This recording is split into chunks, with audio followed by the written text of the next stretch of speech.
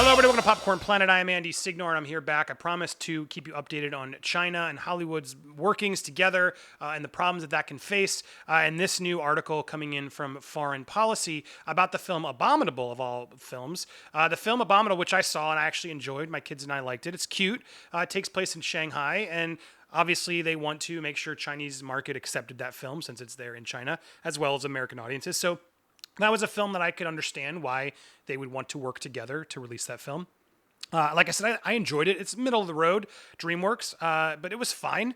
But what's interesting is one image from the film is now sparking controversy that's sort of making it more complicated for Hollywood and their, sort of silence of dealing with China and its Chinese policies. So let's get through the article because I think it's eye-opening, was for me at least, I think it can be for you, in sort of explaining some of the issues. But this map was shown in the film.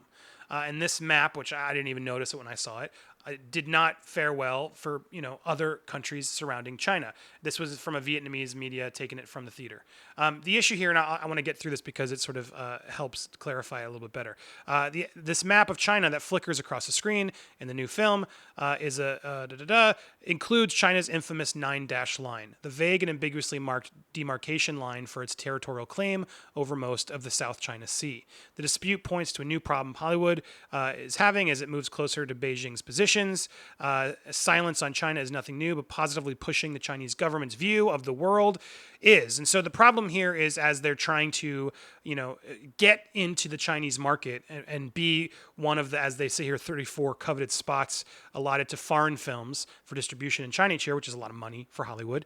They, sort of are bending over as they can to sort of do whatever they can to please the Chinese government. And this has resulted in deafening silence from Hollywood on the realities of Chinese Communist Party rule, and they don't really want to get into the political part of it. They just want the money. But the problem is, in order to get in China, they are getting involved in the politics, and so this is becoming an issue that we really do need to discuss. And this also reminds me, and many of you, if you don't know, in the 1990s, several Hollywood films depicted the oppression in Tibet, such as 7 Years in Tibet with Brad Pitt, Red Corner with Richard Gere, and the Tibetan cause was popular among celebrities, most notably Richard Gere. There hasn't been a major film sympathetic towards the Tibet since 1997's Kundun from Disney and Scorsese, which Disney CEO Michael Eisner flew to Beijing to apologize to the Chinese leadership, and Gere claims he's been frozen out of film since his Tibet activism.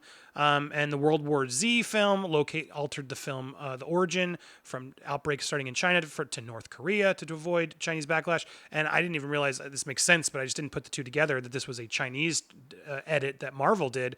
But Doctor Strange changed the Ancient One, a Tibetan character in the original comic, to a white character played by Tilda Swinton.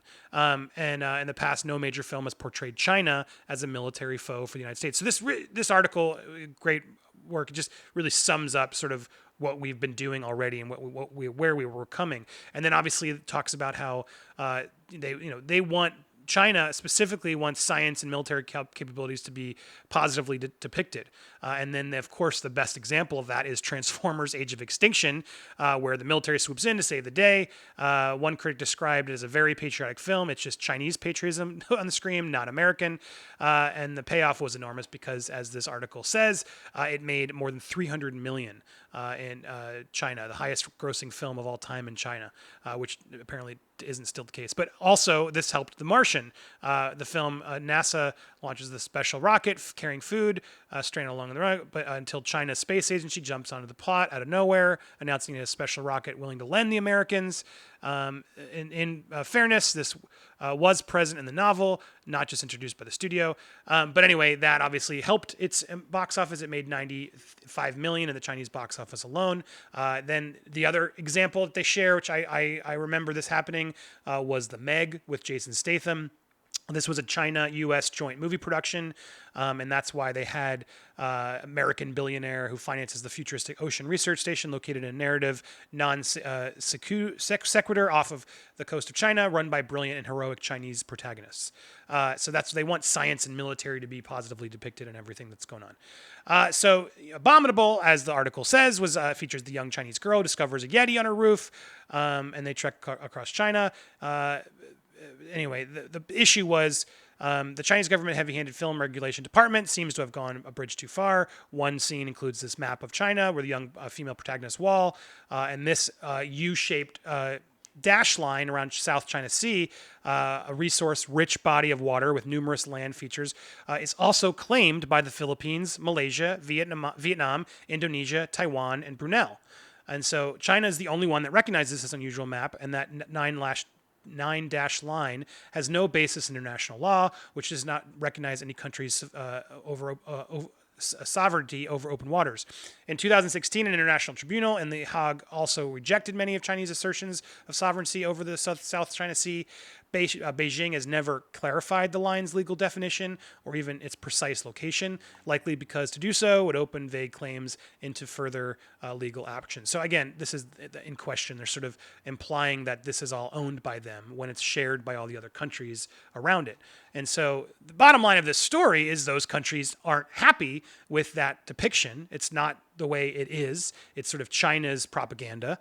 And by the movie just sort of kowtowing to China to sort of deliver it, now this is causing China's neighbors to be very upset. And Vietnam has now banned the film outright. Malaysia has ordered the film censors to cut the offending scene. Philippines foreign minister called for a boycott. And more importantly than all of this is they are now using this as an excuse to not give the distributor, DreamWorks, its money. They're saying that that they are just not going to pay it.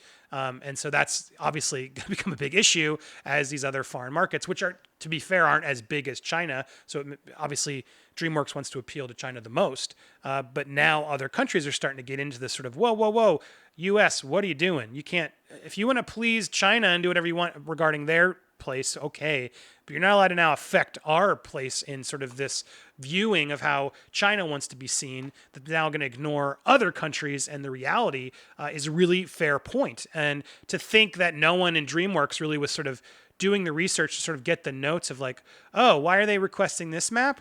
No one will notice. Well, they noticed and they were upset. I mean, of course, some of them are going to notice. So anyway, this issues will come into sharper focus as Beijing begins to demand positive submission, not just omission. China's domestic film market has already shifted from censorship to forced inclusion of propaganda. Last year, as part of a sweeping reorganization that saw many Chinese Communist Party bureaus absorb the purview of government departments, the party's propaganda office took over regulation of the film industry. The result has been even more heavy-handed censorship and more overtly patriotic content in films. Over the summer, 6 anticipated blockbusters were axed entirely, and China's box office has slumped. These neighbors aren't happy, obviously, and I'm trying to get to their backup complaints. Oh yeah, here it is. They've not only backed up their complaints to the force of the government, but deny the profits from their market. So meaning that's the real thing Hollywood cares about. They're just not going to get those ticket sales. Obviously, they concur that those aren't even the biggest markets, but China's Hollywood playbook is only partially related to its enormous domestic market. The true secret to censoring Hollywood isn't the size of the indignant audience, but rather the political and civic awareness to throw a national fit. Production companies and film studios, like other companies, are supremely sensitive to bad publicity, obviously. Unlike China censorship, such concerns can be expressed openly and connect to an atmosphere of growing alarm about China's global ambitions.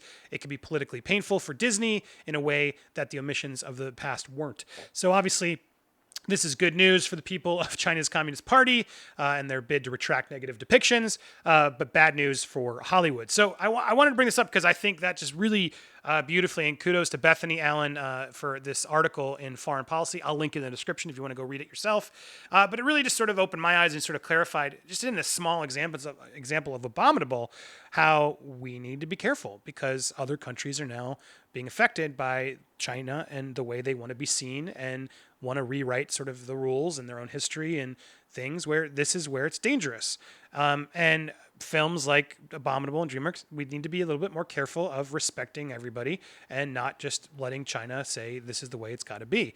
This censorship is going to get more and more hairy, and now we need to understand why. And I think those past examples, even showing you in Transformers especially, let's just at least make sure we're being transparent about it all. Hollywood doesn't even want to talk about it; they're just doing it. And as I've reported in other stories, thankfully, people like South Park, Trey Parker, Matt Stone, now Tarantino, they're standing their ground. Like, I'm not editing it for China. Are you crazy? No, they take my movie or they don't.